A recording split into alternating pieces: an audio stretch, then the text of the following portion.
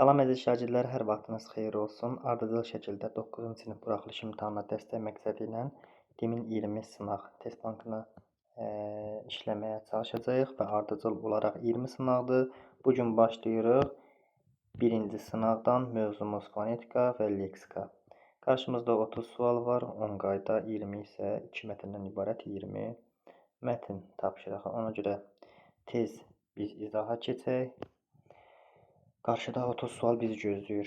Deməli, birinci sualda deyir ki, nümunədəki boşluğa yazıla biləcək sözü müəyyən edin. Zingiltili samitlərin sayı kar samitlərdən daha çoxdur, 2 sayt uzanır, 4 hecalıdır, səhv yazılıb. Bu 4 dənə xüsusiyyəti hansı söz qəbul edirsə, onu biz boşluğa yazmalıyıq. Başlayaq A variantı. Saat sazlardan sözü. Zingiltili samitlərin sayı kar samitlərdən daha çoxdur. Baxarıq. Burada S kar, T kar, S kar. 3 dənə kar var. 3 kar. Z, D, R, D, N. Nə qədər oldu? 2, 4, 5 dənə isə zingiltilidir. Deməli, bu tələbi ödədi. A variantını bura yaza bilərik. Görək digər. 2 saat uzanır. Saat sazlardan sözündə 2 eyni cinsli qoşa saatdən qaydası belədir ki, biri düşür, biri uzanır. Saat sözündə. Amma sazlardan sözündə heç bir uzanma yoxdur.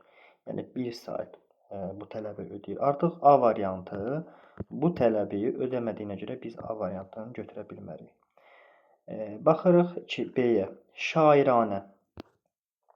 Şair sözündə bir uzanma var, anədə də bir uzanma var. 2 saat uzanır fikri buranı ödəyir. Zingiltili samitlərin sayı kar samitlərdən daha çoxdur fikrinə baxaq. Burada 2 dənə R və N zingiltili, bir dənə də Ş var. Buranı da ödədi. 4 hecalıdır. 1, 2, 3, 4. Sözdə neçə sayt varsa, o qədər də heca var. 4 hecalıdır fikri. B bunu da ödədi. Artıq B bunu da ödəsə, artıq B-ni biz sual işarəsinin yerinə yaza bilərik. Səhv yazılıb. Şairanə sözündə səhv varmı? Xeyr. Şairanə sözündə heç bir səhv yoxdur. Ona görə B bütün fikirləri qəbul edir, amma bir dənə bu fikri qəbul etmədiyinə görə artıq B-ni də götürə bilmərik. Qanuni sözü. Zingiltili samitlərin sayı kar samitlərdən daha çoxmu? Burada 2 N, 1 Q var. Yəni 3 dənə samitimiz var, 3 də zingiltilidir. Kar samit yoxdur. Kar samitlərdən daha çoxdur deyəndə, yəni burada ən az bir kar olmalıdır ki, bu fikri ödəsin. Bu fikri ödəmir. 2 saat uzanırmı? Bəli. Qanuni. A və O saati uzanır. Səhv yazılıb. Bu qanuni sözü səhv yazılmayıb. Artıq bu şərti də ödəmir. 4 hecalıdırmı? Xeyr, 3 hecalıdır. Fövqəladə. Zingiltili samitlərin sayı kar samitlərdən daha çoxmudur? F kar. Bir dənə. V-dır, Q-dır, L-dır. Bunlar isə zingiltilidir. Bu ödədi buranı. 2 saat uzanırmı? Xeyr, fövqəladə. 1 saat uzanır. Səhv yazılıb, bəli. 4 hecalıdır, bəli. Amma 2 saat uzanır fikrinə görə bunu da götürmürük. Cavabımız olacaq D. Dahiyanə. 2 saat uzanır, bəli. D-ni bura yaza bilərik. Zingiltili samitlərin sayı kar samitlərdən daha çoxdur. Bir dənə H var burada kar, qalanları isə zingiltilidir. Bu fikri də ödədi. 4 hecalıdırmı? Bəli, 4 dənə saitimiz var. Bunu da ödədi. Səhv yazılımı? Bəli. Dahiyana yox, dahiyanə olsaydı düz olardı. Ona görə cavabımız B olur. Daha doğrusu D olur. Tərkibində qapalı sait olmayan. Gəncəyə sözü necə tələffüz olunur? Gəncəyə olur. Gənciyə. Artıq bu sözdə qapalı saiti görürük. Bu tipli sözlərin hər zaman tələffüzünə baxırıq. Transkripsiyanın içərisinə baxırıq. Transkripsiyanın içərisinə baxmasaq bizim cavabımız çıxmayacaq. Olmaya sözü. Olmaya sözü necə olur transkripsiyada? Olmuya. Burada da qapalı sait var. Deməli, Gəncəyə olmuya getdi. Soyqırımı sözündə zaten I var. Qapalı sait var. Bu da getdi. İşləməyəcək sözü necə olacaq? İşləməyəcək. Burada da Zaten işlənməyəcək. Bunsuz da zaten burada i saatimiz var. Qaynata sözü ı olmur. Orada qaynata olur tələffüzü. Ona görə cavabımız A olacaq. Keçid alırıq 3-cü suala. 3-cü sualda şad sözünün sinonimidir. Doğru nümunəyə baxarıq. Şad sözünün sinonimidir. Fərəhli. Şad sözünün sinonimi götürmək olar. Bəli, hər ikisi sifətdir və bir-birinin sinonimidir. Sevinç sözü. Sevinç isimdir. Sevinç nə? Şad isə necə? Biri sifət, biri isim olanda biz onu sinonim götürməliyik. Məmnun. Bəli, sifətdir hər ikisi və şad sözünün sinonimidir. Kədər sözünün sinoniminə baxırıq. Qüssəli. Kədər isimdir, amma qüssəli sifətdir. Sinonimlərdə hər iki tərəfi, yəni məna tayları nə olmalıdır? Eyni diksiyası olmalıdır, fərqli diksiyası olmur. Qüssəli sifətdir, kədər isə isimdir. Ona görə 4-ü götürə bilmərəm. Dərdli də həmçinin həminki qaydada sifət, isim. Qəm nə, kədər nə, hər ikisi eyni diksiyasıdır və bir-birinin sinonimidir. Nə oldu burada? 1, 3, 6 cavab Y. Biri omonim deyil. Burada cavab D-dir. Yadınızdadırsa biz demişdik ki, omonim nədir? Deyilişi və yazışı eyni. Lakin leksik mənaları fərqli olmalıdır. Və vurğu fərqi əmələ gətirən sözlər vardır ki, məsələn, vurğu birinci hecədə olarsa başqa bir məna verir, ikinci hecədə olarsa başqa bir mənanı verirsə, artıq bu deyilişi və yazışı fərqli olan söz olur. Ona görə biz bunlara omonim deyə bilmirik. Məsəl üçün, şaxta nə olur leksik mənası? Çox soyuq, qış havası, bərk soyuq, sıfırdan aşağı hava temperaturuna nə deyirik? Şaxta. Vurğu harda olur? Sonda. Bir də bu söz şaxta kimi tələffüz olunur. Bunun da mənası faydalı qazıntıların çıxarıldığı və yeraltı işlərin aparıldığı yer. Vurğu fərqi varsa artıq o omonim deyil. Digər nümunələri isə araşdırarsınız, baxarsınız omonimdir. 5-ci suala baxırıq. Fikirlərdən hansı yanlışdır?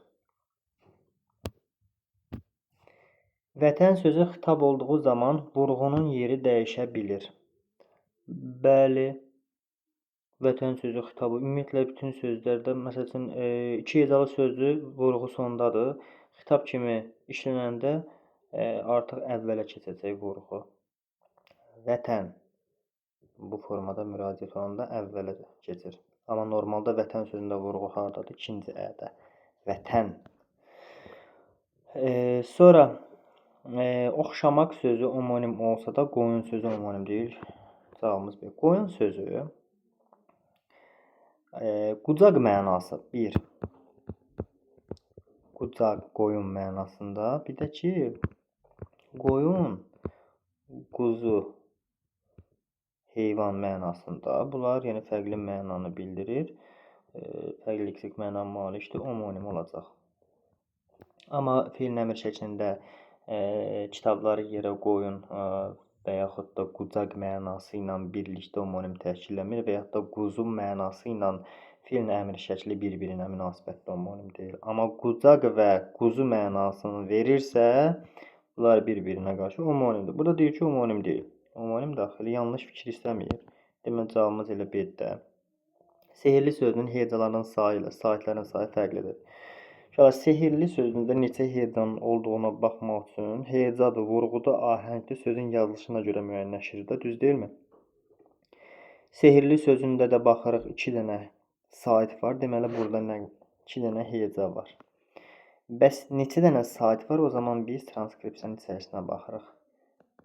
Sehirli. Hənə rənin arasına i girdi. Burada isə oldu 3 dənə sait, 2 dənə heca. Bu doğrudur. Fərqlidir deyir, doğrudur.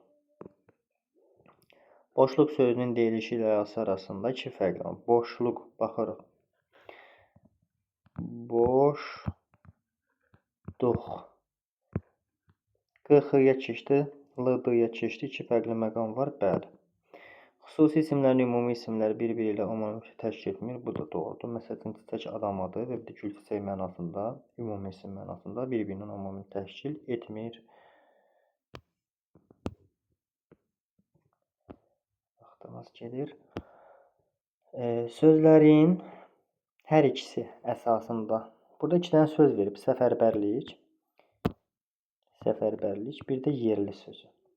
Və deyir ki, hər ikisi əsasında klasteri tamamlaya bilən fikirləri müəyyən edin. Klasterdə belə bir xüsusiyyət var ki, klasterdə baxın, bu verilmiş fikir doğrudursa, deməli biz bura doğru fikirləri yazmalıyıq. Bu fikir yanlışdırsa, biz yanlış fikirləri yazmalıyıq.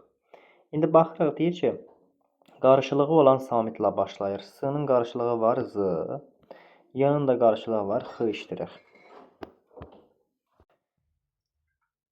Deməli, qarşılığı olan samitlə başlayır fikri doğru olduğuna görə biz klasterin digər hissələrinə doğru fikirləri yazmalıyıq. Fərqli samit qoşalığı vardı. Baxaq, fərqli qoş. Səfərbərlik. Burada eyni samit qoşalığı var. Səfərbərlik. Bir də yerli sözündə yerri. Yazın bura. Yerli. Səfərbərlik.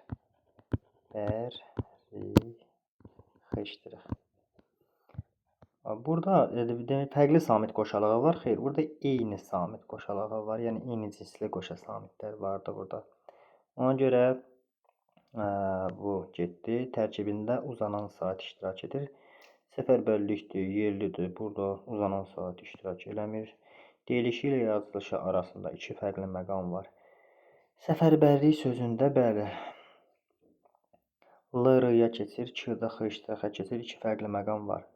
Amma yerli sözündə bir fərqli məqam var. Biz burada şərtdə deyir ki, hər iki əsasında klasteri tamamlayın, birinə görə yox.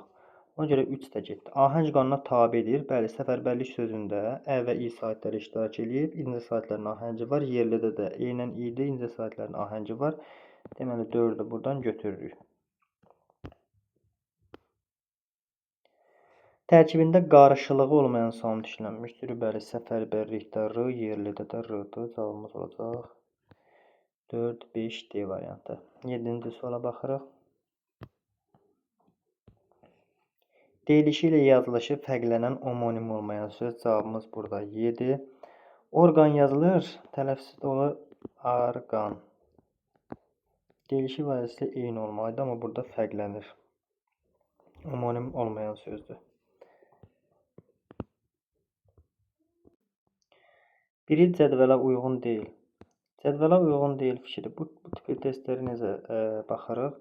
Baxın, buradakı verilmiş fikir doğrudursa, qarşısında da doğru yazılıbsa, yəni düzgün yazılıbsa, deməli uyğun olacaq. Burada verilən fikir səhvdirsə, burada da yazılıbsa səhv, yenə də doğrudur. Yəni uyğunluq gözlənir. Amma buradakı verilən fikir doğrudursa, bura səhv yazılıbsa artıq uyğun deyil. Bir də deyirəm. Əgər bu verilmiş fikir, baxın, bu verilmiş fikir doğru fikirdirsə, tutaq ki, bu fikir doğrudur. Burada yazılıb doğrudur.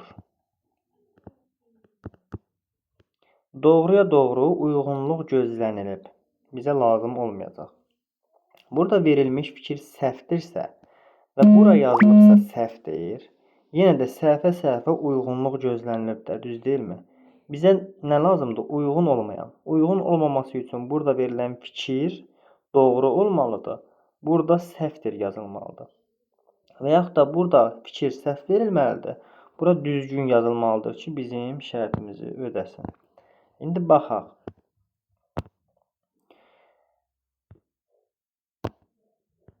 Deyir ki, ağız açmaq frazeoloji birləşməsi xahiş etmək mənasındadır. Bəli, kiməsə ağız açırsan, deyir, filan kəsə ağız açdım, yəni xahiş elədim. Bu fikir doğrudur. Amma bura nə yazılıb? Səhv yazılıb. Deməli, uyğun deyil də bu variant. Elə cavabımız A. Başa vurmaq omonim frazeoloji birləşmədir. Bəli. Hər hansısa bir işi başa vurmaq, bir də ki, deyir, başıma vurur. Elədiklərim mənim başıma vurur. Yəni, üzünə deyir, üzünə vurur. Bu mənada. Omonim frazeoloji birləşmə. Doğrudur. Qabağına da düzgün yazılıb. Deməli, uyğundur. Bu getdi. Hava və seçilən sözləri homonimdir. Bəli, hava var, oyun havası, bir də ki, hava, çöldəki hava. 80 say olaraq 79-dan sonraki rəqəm. Bir də səslənmək feilimiz var. Yəni hər iki söz homonimdir. Qarşısına da düzgün yazılıb. Deməli uyğunluq burada da gözlənilib. Yığcam sözünün sinonimi lakonikdir. Bəli, lakonik yığcamdır. Hər ikisi də eyni hissəsidir. Doğrudur, düzgündür yazılıb. Burada getdi. Könlünü oxşamaq frazeoloji birləşməsinin antonimi qanı qaralmaq ifadəsidir. Bu fikir səhvdir. Könlünü oxşamaq frazeoloji antonimi qanı qaralmaq ifadəsi deyil. Burada səhvdir yazılıb. Deməli, uyğunluq burada da gözlənilib. Cavabımız A oldu.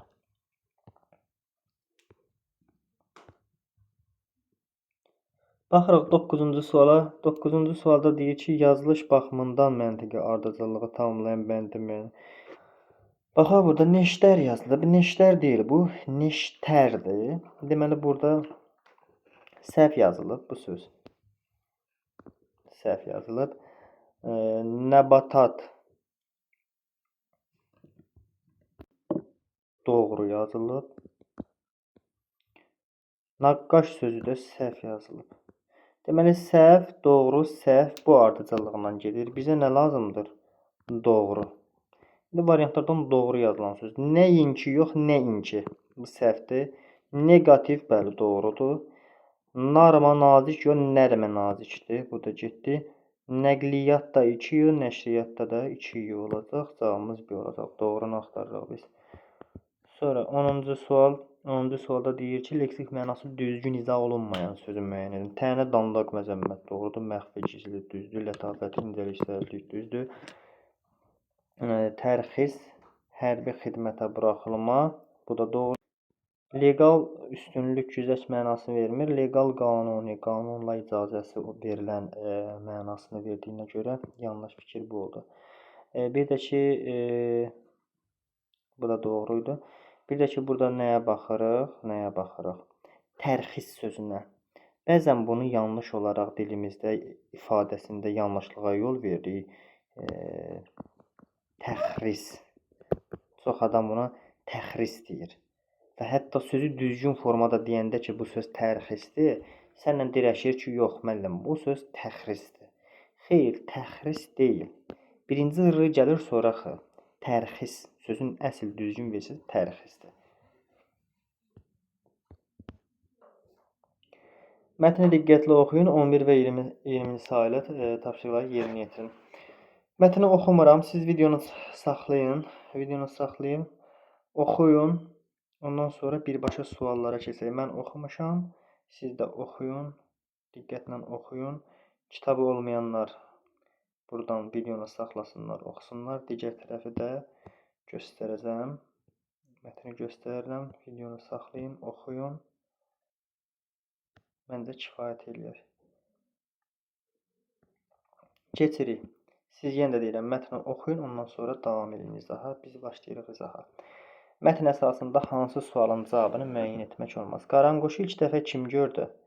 Cenni ilə bacısı məktəbdən gələndə qaranquşu görür. Ya Cenni görüb, ya bacısı görüb. Yəni kiminsə gördüyü məlumdur, düz deyilmi? Deməli, bu getdi. Qaranquşun hansı qanadı yaralanmışdı? Sağ qanadı. Hətta mətnin əvvəlində deyir, sonunda da deyir ki, biz məktəbdən gələndə o quşların zikirlisini eşitdik.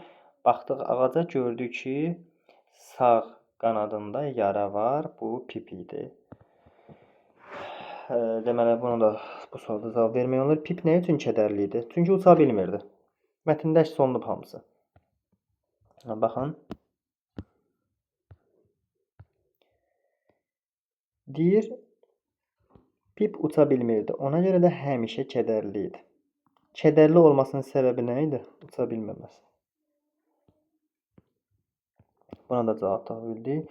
Uşaqlar nə üçün qəfəsin üstünü parça ilə örtmüşdülər? Mətndə yazılmışdı. Deyir, axşamlar Pip rahat yatması üçün onu qəfəsin üstünə parça örtmüşdülər. Bu fikir də doğrudur. Həkim quşun qanadı barədə nə dedi? Ümumiyyətlə, burada həkim var idi mi? Həkim funksiyasını burada yerinə yetirən uşaqların anası idi. Həkim yox idi burada. Elə bu cavabımız olacaq nə? E variantı. Keçirik 12-ci suala. Mətnə əsasən müqayisə cədvəlindəki doğru fikirləri tapın.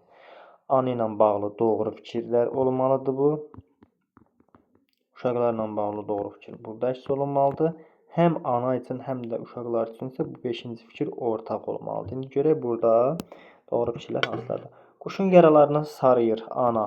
Bəli, ana quşun yaralarını. Quşa qəfəs alır. Quşa qəfəs uşaqlar alır, yoxsa anası alır? Təbii ki, uşaqlar alır, anası almır. İçin götürmürük. Quşun sarğısını kəsirlər. Quşun sarğısını kəsənlər kim idi? Kəsən kim idi? Anası idi, uşaqlar deyildi. Ağacın budağında qaranquşu görürlər. Bəli. Zibil qutusunun yanında quş tapır. Kim? Uşaqlar tapır. Ana ki tapmır. Ana ilə uşaqların ortaq xüsusiyyəti deyil. Bu yalnız uşaqlara aid fikirdir. Cavab olacaq B. 13-cü suala baxırıq. 13-cü sualda deyir ki, yanlış fikri müəyyən edin. Hadisələr isti günlərdə başlayır. Bəli, iyun ayında başlayır. Əsərin əvvəlində qeyd olunub. İyun ayında təbii ki, istilərin başladığı vaxtdır. Evdə pambıq və sarğı vardı. Bəli, orada uşaq hardan gətirir onu? Siyirmədən. Bu da doğrudur. Pip ilk dəfə qəfəsdən çıxandan sonra geri qayıdır. Bəli, bu ilk dəfə çıxır, sonra geri qayıdır, amma sonra çıxır, qayıtmır. Quş sağalsa da qanadında yara izi qalmışdı. Bəli, burada yara izi qalmışdı ki, o uçub gedəndən sonra növbəti gün məktəbdən qayıdanda uşaqlar onun qolundakı olan yaradan bilmişdilər ki, bu pipdir. Uşaqlar axşamlar quşu qəfəsdən çıxarırlar. Axşamlar deyil uşaqlar. Burada məntiqlə və diqqətlə baxın. Burada deyir ki, hər səhər qəfəsi həyətə çıxardıb gəzdirirdik. Amma bizdə burada hər səhər deyir, mətnimizdə isə nə deyir? Uşaqlar axşamlar quşu qəfəsdən çıxardır. Bax burada. Axşamlar yox, səhərlər cavab edir. Keçirik 14-cü suala. 14-cü sualda bizdən nə istəyir? Əvvəlində ərəb rəqəmi yazılmış hansı cümlələrdə bütün sözlər həqiqi mənada işlənmişdir? Uşaqlar, var Roma rəqəmləri. Var ərəb rəqəmləri. Bizim istifadə etdiyimiz rəqəmlər nədir? Ərəb rəqəmləri. Bizə də deyir ki, ərəb rəqəmlərinin qarşısında demir Rum rəqəmlərinin gedib axtarın. Ərəb rəqəmləri hardadır? Baxırıq, həmin cümlələri oxuyaq, görək. Baxın, bacım Jenny ilə məktəbdən evə qayıdırdıq. Burada bütün sözlər həqiqi mənada. Deyirlər, cavabımızın biri 1 olacaq. Birdən küçənin ağzında. Küçənin ağzı, insanın ağzı həqiqi mənada. Küçənin ağzı isə məcazidir və çox mənalı söz olaraq məcazi mənadır. İkini götürə bilmərik. 3-ə baxırıq. Tez gedib çəkməcədən onlar gətirdim. Burada hamısı həqiqi mənadır. 4-cü cümlə. Quşun qanadını ehtiyatla təmizləyib sarıdı, quş artıq rahat idi. Burada da bütün sözlər həqiqi mənadadır. Məcazi mənalı bir şey yoxdur. 1, 3, 4. 5-ə baxırıq. 5-də nə deyir? Bu dəfə də Pip qanadlanıb bir qədər uçdu və gözdən itdi. Gözdən itmək frazeoloji birləşmədir və məcazi mənalıdır. Deməli, cavabımız oldu nə? 1, 3, 4. Cavab Y. Tün qara hərflə verilmiş sözün sinonimi müəyyən edin. Tün qara hərflə verilmiş söz nə idi? Çəkməcə. Çəkməcə sözünün sinonimi. Taxt. Taxt söykənəcəyi olmayan bir divandır da, belə deyək. Rəfdə, qab-qacaq və yaxud da kitab düzmək üçün bir yerdir, şkafdır, dolabdır. Siyirmə. Siyirmə nədir? Siyirmə, belə deyim də, bu da mebel dəstidir. Sadəcə girib çıxan yeşikdir də orada siyirmə, çəkməcə. Bunlar bir-birinin sinonim olacaq. Dolabdır, şkafdır. Bunlar isə belə deyim, kitab, dəftər və yaxud da hər hansı bir qab-qacaq dəsti qoymaq üçün şaquli formalı bir mebel dəsti və yaxud da divardan salınmış bir şeydir. 16-cı suala baxırıq. Mətndə nöqtələrin yerinə yazıla bilər. Anamın narazılığına baxmayın. Ümumiyyətlə, bu əsərdə ananın narazılığı yox idi. Ana özü də kömək eləyirdi, yardımsevər idi. Bayırda qar yağsa da, iyun ayı idi biz demişdik. İyun ayında qar nə gəzir? Deməli B də getdi. Dərslər yeni başlasa da iyun ayında dərslər başlamır. Dərslər bitir. Havalar çox soyuq keçsə də yenə də bax hər şey bu iyun ayındadır. Bax bu testin cavabı iyun ayındadır. Havalar çox soyuq keçsə də xeyr. Burada havalar istidir. Elə cavabımız E. Mətndə səbəbini müəyyən etmək mümkün deyil. Uşaqların zibil qutusunun yanına getməsi. Hansı səbəbdən getdilər? Orada səs eşitdilər ki, getdilər də səbəbi var idi. Uşaqların sevinməsinin. Uşaqlar niyə sevinirdi? Artıq pipi sağalmışdı, uçmağa başlayırdı. Səbəbi var. Uşaqların həyətdə axşama dək gözləməsinin səbəbi nə idi? Pip uçub getmişdi, onun yolunu gözləyirdilər. Quşa Pip adının verilməsi elə bir səbəb var ki, hər hansı bir səbəbə görə onun adını Pip qoydular. Sadəcə bu təsadüfi bir ad idi. Uşaqların darıxması, uşaqlar çünki o quşa bağlanmışdılar, öyrəşmişdilər, ona görə darıxırdılar. E variantda getdi. Növbəti sualımız 18. Mətnə əsasən ehtimal oluna bilər. Quşlar yaxşılığı unutmaya bilir. Elə fikrimiz budur, doğru fikrimiz budur. Ümumiyyətlə, ehtimal fikir. Gəlin baxaq, ehtimal nədir? Bir var testlərdə doğru fikri tapın, bir var yanlış fikri. Bir də var ehtimal oluna bilən fikri tapın. Mətndə biz yanlış fikirləri götürmürük. Doğru fikirləri də götürmürük. Ancaq ehtimal götürməliyik. Tutaq ki, valideynlər quşlara qayğı göstərir. Valideynlər quşlara bu doğru fikirdir, amma götürmürəm. Çünki mənə demir ki, doğrunu götür və yaxud da yanlışı götür. Mənə deyir ehtimalı götür. Ehtimal da adı. Quşlar yaxşı unutmaya bilər. Bu ehtimal idi. Digərləri isə doğru və yaxud da yanlışdır. Birincisinin heç bir önəmi yoxdur. 19 və 20-ci sual. 19 və 20-ci sual açıq tipli sualdır. Biz burada cavabı yazmalıyıq və yazdığımız cavabı əsaslandırmalıyıq. Çərçivə verilmiş isə neçənci abzasın sonuna əlavə edilsə, mətnin tərkib hissələri arasında əlaqə pozulmaz. Quş ağrıdan çırpınırdı, çox narahat görünürdü. Biz onun bu halını görəndə pis olurdu. Bu neçənci abzasa yazsaq? Birinci abzas. Birinci abzasa yazsaq, burada mətnin digər abzaslar arasında əlaqə pozulmayacaq.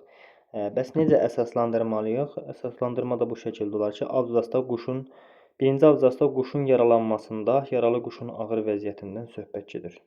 Qısa lakonik yazırsınız, gedir. 20 cədvəlin tamamlayan fikirləri yazın. Səbəb verib nəticəni yazmalıyıq, sonra nəticə verib səbəb. Ananın quşa yazığı gəlir. Nəticədə nə edir? Uşağa pambıq və sarğı ardınca göndərir, quşun yarasını təmizləyib, sarıyır və s. İndi isə nəticə verib səbəb. Nəticəmiz nədir? Uşaqlar axşama qədər həyətdə gözlədilər. İndi səbəb nə olmalıdır burada? Pip qəfəsdən uçaraq gedir. Nəticədə uşaqlar axşama qədər. Bura bu qaydada yazmalısınız. Pip uçub gedir. Səliqəli şəkildə yazırsınız. Burada bu qaydada səliqəli şəkildə yazırsınız. Gedir. Fikri yazırsınız, sonra əsaslandırırsınız. Deməli, mətni saxlayın, ekranı saxlayın, mətnə baxın. Əlində kitabı olmayanlar buradan videonu saxlayıb baxsın, oxusun, ondan sonra növbəti suala baxaq.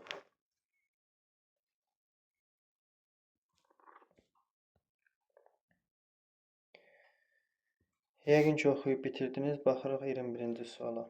21-ci sualda deyir ki, mətnə və cədvələ əsasən uyğun fikirləri müəyyən edin. Ümumiyyətlə, bu tipli testlərdə nəyə diqqət edirik? Şərtə. Şərtdə deyir ki, uyğun fikirləri tapın. Uyğun fikri deyirsə, uyğunluğu tapın deyirsə, doğru fikri tapın deyirsə, biz doğru xanasının altından doğruları, yanlış xanasının altından da yanlışları tapmalıyıq. Amma şərtdə bizdən uyğun olmayan fikri istəyirsə, səhv fikri istəyirsə və yaxud da uyğunsuzluğu istəyirsə, o zaman doğru fikrin altından yanlış fikirləri, yanlış fikrin altından isə doğru fikirləri tapmalıyıq. Şərtdə bizdən nə istədiyi önəmlidir. İndi bizdən uyğun fikirlər istədiyinə görə doğrudan doğru, yanlışdan yanlış götürməliyik. Miflərdə qanadlı at da təsvir edilirdi, fikir doğrudur. Mətndə əks olunub. Bu Azərbaycan nağıllarında Ximera adlı əjdaha çayın qabağını kəsirdi. Xeyr, sadəcə yazır ki, Azərbaycan nağıllarında da əjdahalar çayın qabağını kəsirdi. Ximera ilə bağlı nə yazılıb burada? Baxırıq mətnə. Qədim Yunanların, baxın, qədim Yunanların təsvir etdiyi başqa bir ağzından ot püskürən dəhşətli məxluq Ximera idi. Azərbaycanda Ximera deyildi, qədim Yunanda idi. Ona görə doğrunun altından yanlış götürməyəcəyik. Buradan 2-ni silirik. Biri də götürdüyümüzə görə E bəndə gedir. Sərvətləri qoruyan nəhənglərin içində yüz gözlü əjdahalar da var idi fikri doğrudur. Amma yanlışın altından götürüb. Biz yanlışın altından yanlış fikir götürməliyik. Əjdahalar qorxulu olduqları üçün yalnız şər qüvvələri təmsil edir. Yalnız şər qüvvələri yox deyir. Əjdaha deyir, lakin bəzi nağıllarda əjdaha insanlar tərəfindən keçib onları düşdükləri bəladan xilas edir, qoruyur. Ona görə biz heç vaxt deyə bilmərik ki, yalnız şər qüvvələri təmsil edir. Demək, bu fikir yanlış olduğuna görə yanlışdan yanlış götürdük. Cavabımız D. 22-ci sual. 22-ci sualda deyir ki, Hidra verib saysız hesabsız gözəl qızın qənimi idi. Bəli, bu hidranı kim öldürür? Herakl öldürür. Deyir, buna qədər hidra saysız hesabsız gözəl qızın qənimi idi. Qədim Yunan miflərinin personajı idi fikri. Bu hidra ilə bağlı doğru fikir verdiyinə görə biz klasterin bu xanalarına doğru fikir yazmalıyıq. Əgər yanlış versəydi, yanlışlar. Bu doğru fikir. 9 başlı, bəli, 9 başlı idi. İlk dəfə kolon tərəfindən xeyir, insanların tərəfinə keçmişdi. Xeyir, qızıl qoyun dərisinə qoruyurdu. Xeyr. 1-2 cavab B. 23-cü sual. Mətnin plan bəndlərinə aid edilə bilməz. Mətni plan tərtib eləsək, əjdahaların nağıl qəhrəmanı olması deyə bilərik. Yunan miflərdəki əjdahalar deyə bilərik.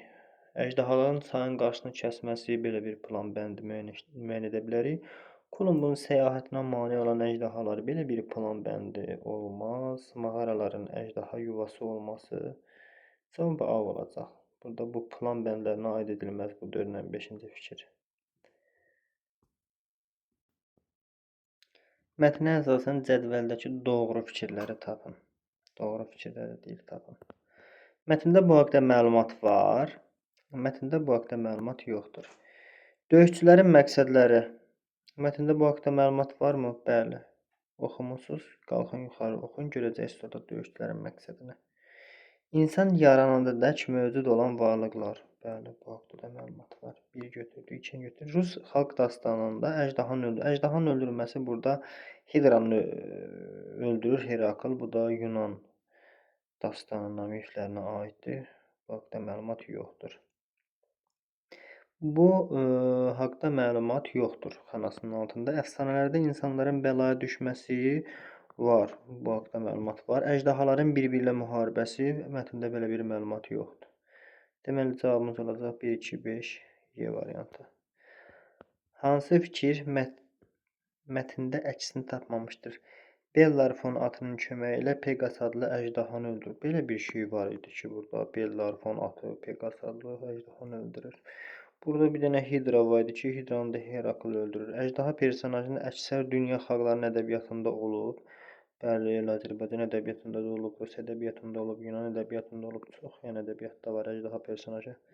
Mifə görə əjdahalardan birini öldürən Herakldır. Mifə görə əjdahalardan birini, bəli, bu Hidranı kim öldürür? Herakl. Əjdahalar yalnız çayın qabağını kəsmirdi. Bu fikir doğrudur. Yalnız çayın qabağını kəsmirdi ki, bu çayın qabağını ancaq Azərbaycan əjdahaları eləyirdi. Əjdahalar insanlardan nələr isə istəyə bilərdi? Bəli, yol kəsənliyi eləyirdilər.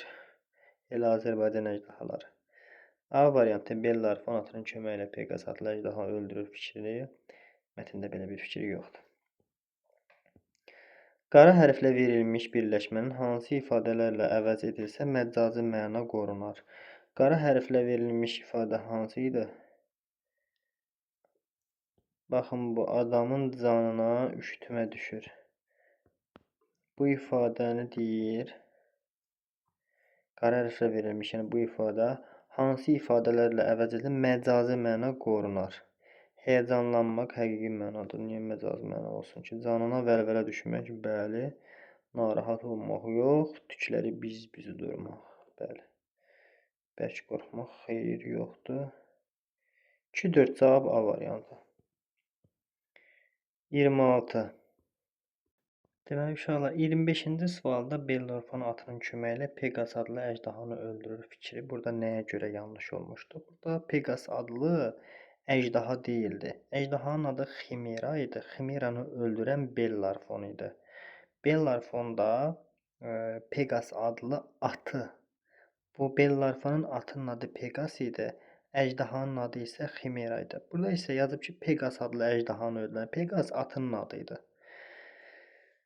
Deməli, həmin o sözləri növbəti sualda 27-ci sualda üzərində rəqəm yazılmış sözlərin mətndəki mənası hansı bəndlərdə düzgün şərh edilmişdir?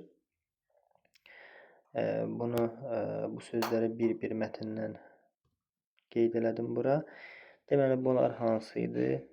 Personaj, mif, okean, bir də prototip. Üzərində rəqəm yazılmış sözlərin mətndəki hansı məna bəndlərdə düzgün şərh edilir? Müxtəlif mövzularda satirik və ya yumoristik rəsm, obraz, fantastik elementləri özündə əks etdirən ədəbi janr.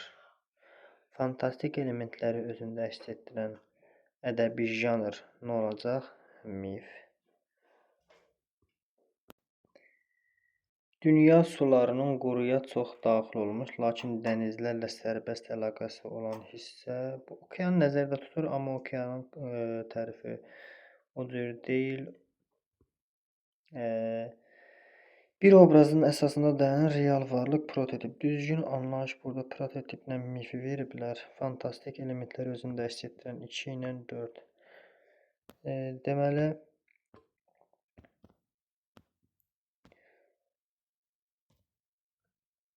burada cavabımız nə oldu? 2-4 cavab C.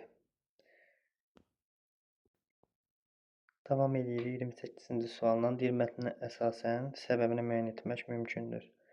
Əjdahaların təsvirlərinə baxanda insan canına üşütmə düşməsi. Səbəbi nə idi? Çünki əjdahaları həddən artıq qorxunc təsvir edirdilər. Ona görə insan canına üşütmə düşürdü.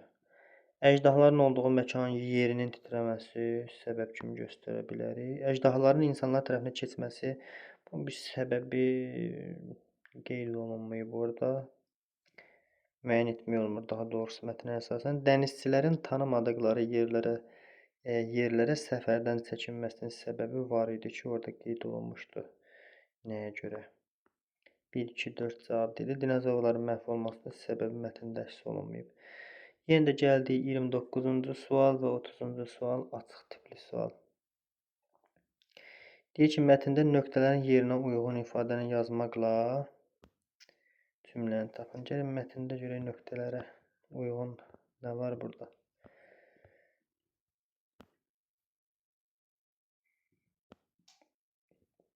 Qədim Yunan miflərindən birindəki əjdaha 9 başlı hidranın şöhrəti geniş. Bu nə ola bilər ki, burada geniş yayılıb, səs salıb, elə geniş yayılıb, hidranın şöhrəti geniş yayılmışdır. Bu ifadəni elə yazırsınız gedir həmin o suala.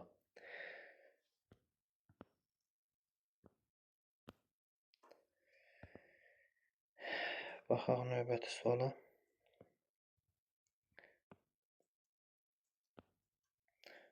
Burada yazırsınız ki, geniş yayılıb, nə bilim, səs salıb. Bitdi, getdi. 30-cu və sonuncu sualımıza baxırıq. Altından xətt çəkilmiş cümlədəki fikirləri ziddiyyət təşkil edən fikir və fikrin əsaslandırılması. Gəlin baxaq görək altından xətt çəkilmiş sözlər hansılardır. Mən videonu saxlayıb yazıram bura. Deməli, həmin o altından xətt çəkilmiş sözü yazdıq. Burada qeyd olunub ki, əjdahalar bir qayda olaraq nağıllarda şər qüvvələrin bir aləti kimi təsvir olunmuşdur. Deyir, altından xətt çəkilmiş cümlədəki fikirlərə ziddiyyət təşkil edən fikir. Ziddiyyət təşkil edən fikir nə idi? Baxın, ziddiyyət təşkil edən fikir elə burada qeyd olunub. Diqqətlə baxaq. Deyir ki, nağıllarda əjdaha insanların tərəfinə keçib onları düşdükləri bəladan xilas edir. Burada belə yazılıb. Amma demək bu cümlə nə oldu? Bundan ziddiyyət təşkil edir də. Biz bura yazırıq. Lakin bəzi nağıllarda əjdaha insanların tərəfinə keçib onları bəladan qoruyur. İndi deyir fikrini əsaslandır. Bura nə yazılır? Yazsan ki, çünki bir cümlədə əjdahaların bir qayda olaraq şər qüvvələri təmsil etməsindən, digər cümlədə isə insanlara kömək etməsindən bəhs edir. Fikri də əsaslandırdım, bitdi, getdi. Bu qədər sadə. Sağ olun, salamat qalın. Növbəti izahımız sınaq 2-dən olacaq.